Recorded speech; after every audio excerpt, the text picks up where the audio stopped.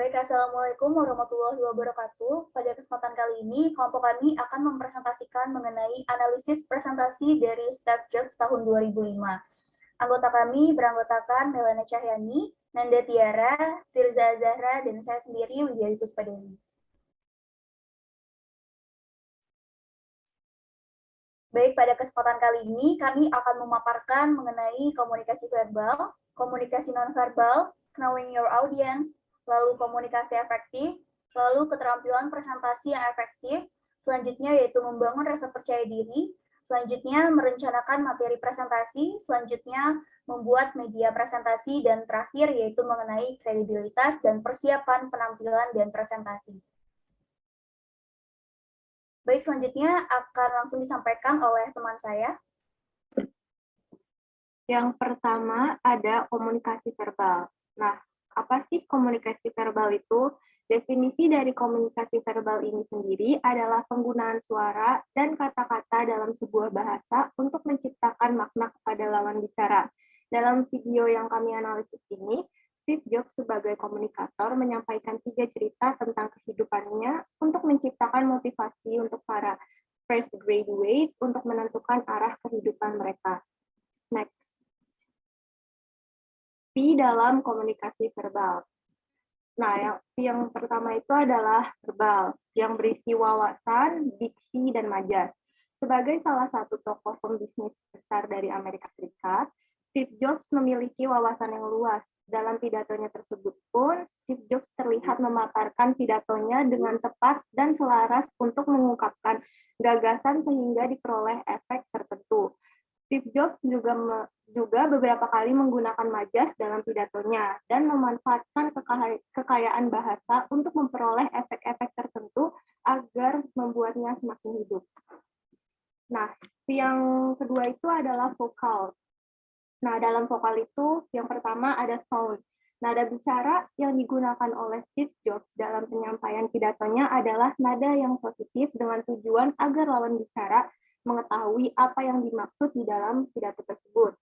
Lalu yang kedua ada pelafalan. Pelafalan Steve Jobs dalam pidatonya juga diucapkan dengan jelas setiap kalimat, frasa, dan katanya. Berbicara dengan jelas membuat Steve Jobs menyampaikan kompetensi, kepercayaan diri, dan kecerdasan dalam pidatonya. Lalu yang selanjutnya ada pitch. Tinggi rendahnya suara yang digunakan oleh Steve Jobs di dalam pidatonya adalah elemen penting karena baik tinggi maupun rendahnya suara itu berguna. Dapat dilihat dalam video pidatonya bahwa Steve Jobs ini menggunakan pitch dengan sangat baik. Lalu yang selanjutnya ada volume. Volume suara ini memengaruhi kemampuan pendengar untuk mendengar dan memahami apa yang dibicarakan oleh Steve Jobs, dan beliau dapat menunjukkan bahwa beliau juga berbicara dengan cukup keras tapi tidak berteriak agar audiens dapat mendengar pidatonya dengan nyaman. Lalu yang selanjutnya ada tempo. Dalam penyampaian pidatonya, Steve Jobs berbicara dengan tempo yang bervariasi tingkat kata-kata yang diucapkannya agar audiens ini tidak bosan dan agar komunikasi berjalan dengan efektif dan menarik. Selain itu, kecepatan bicara Steve Jobs ini menandakan bagaimana pendengar harus menafsirkan kata-kata yang disampaikan. Nah, lalu yang terakhir ada pause. Dalam video pidatonya tersebut, Steve Jobs tuh sebagai pembicara yang efektif kadang-kadang terlihat berhenti sejenak untuk memecah arus informasi dan membiarkan pendengar memproses dan mengerti apa yang ia katakan. Next. Lalu poin selanjutnya ada komunikasi nonverbal. Definisi komunikasi nonverbal ini adalah pesan-pesan yang diekspresikan secara sengaja atau tidak sengaja melalui gerakan, tindakan, perilaku, atau suara-suara atau vokal yang berada dari penggunaan kata-kata dalam bahasa. Nah, dalam pidato Steve Jobs ini tentu saja ia juga menggunakan komunikasi nonverbal. Dari apa yang bisa kami simpulkan, komunikasi nonverbal tersebut digunakan Steve Jobs dengan maksud untuk satu, untuk menekan, menonjolkan, atau menekankan beberapa bagian dari pesan verbal. Nah, yang kedua itu untuk melengkapi atau komplement, memperkuat warna atau sikap umum yang dikomunikasikan oleh pesan verbal. Lalu yang ketiga ada untuk mengatur, yaitu mengendalikan atau mengisyaratkan keinginan untuk mengatur pesan verbal. Lalu yang terakhir atau yang keempat adalah untuk mengulangi, yaitu mengulangi atau merumuskan ulang makna dari pesan verbal. Nah, Steve Jobs juga menggunakan komunikasi tubuh. Adaptor adalah perilaku nonverbal yang bila dilakukan secara pribadi atau di depan umum ini tidak terlihat berfungsi untuk memenuhi kebutuhan tertentu dan dilakukan sampai selesai. Misalnya kalau misalkan di depan para audiens ini mungkin saat menceritakan kejadian lucu, Steve Jobs hanya bisa tersenyum.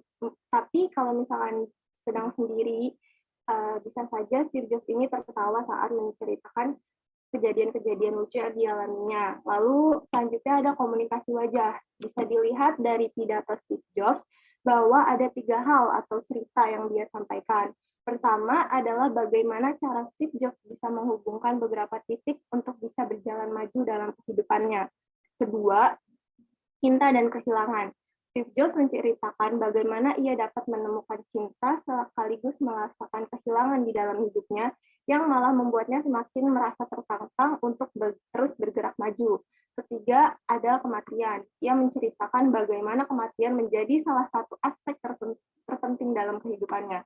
Dari ketiga poin besar tersebut, Steve Jobs itu tentu saja menunjukkan beberapa emosi seperti dapat ditangkap, yang bisa kami tangkap adalah kebahagiaan, ketakutan, kesedihan, dan juga kejutan.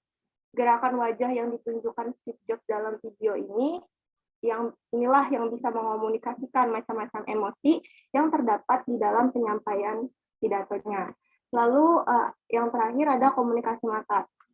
Komunikasi mata yang digunakan oleh Steve Jobs dalam video pidatonya yang dapat kita lihat di sini adalah untuk 1, mencari umpan balik, 2, mengisyaratkan sifat hubungan, dan 3, mengkompensasi bertambahnya jarak fisik. Next. Komunikasi ruang. Proxemic atau merupakan penyampaian pesan-pesan melalui pengaturan jarak dan ruang. Manusia tuh memiliki wilayah-wilayah atau zona dalam berkomunikasi. Wilayah juga berarti daerah atau ruang yang orang lain klaim sebagai miliknya, yang seolah-olah merupakan perluasan dari tubuhnya. Nah, jarak wilayah dalam komunikasi penyampaian pidato oleh Steve Jobs ini tuh berada pada jarak publik. Nah, jarak publik ini jaraknya berkisar 3,6 meter untuk jarak yang dekatnya dan jarak jauhnya 7,5 meter. Poin selanjutnya akan dilanjutkan oleh rekan saya. Yang ketiga ada knowing your audience, yaitu saat kita melakukan presentasi, kita menyampaikan ide atau bercerita kepada orang lain. Dan tugas kita adalah untuk membuat para penonton atau audiens tersebut mengerti tentang apa yang kita sampaikan. Selanjutnya, nah Steve Jobs ini termasuk ke dalam pembicara yang mempunyai karakteristik dengan sifat sanguinis, di mana dia mempunyai rasa optimis yang tinggi dan tidak pantang menyerah setelah di drop out dari perguruan tinggi.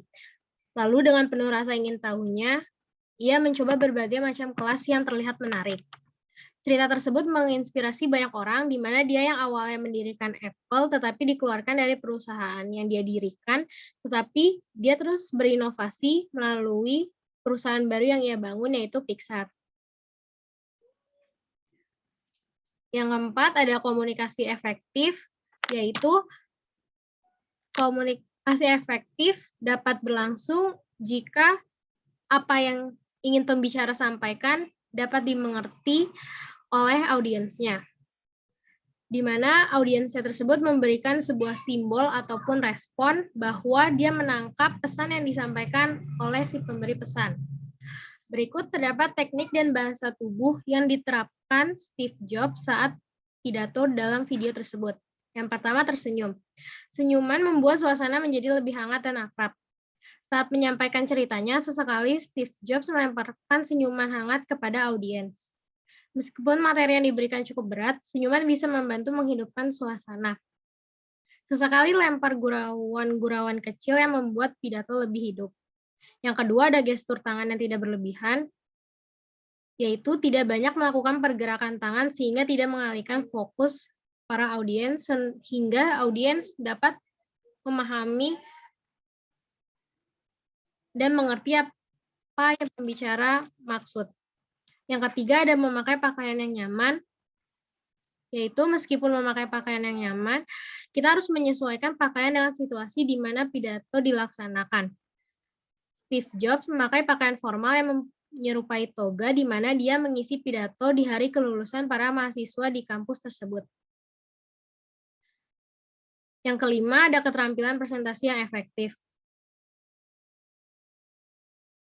Selanjutnya, pidato yang disampaikan oleh Steve Jobs sangat terstruktur, dimulai dari kata pengantar sebagai pendahuluan, yaitu membangun hubungan dengan audiens, lalu menyampaikan bahwa dia akan memberitahukan tentang 3 cerita saja.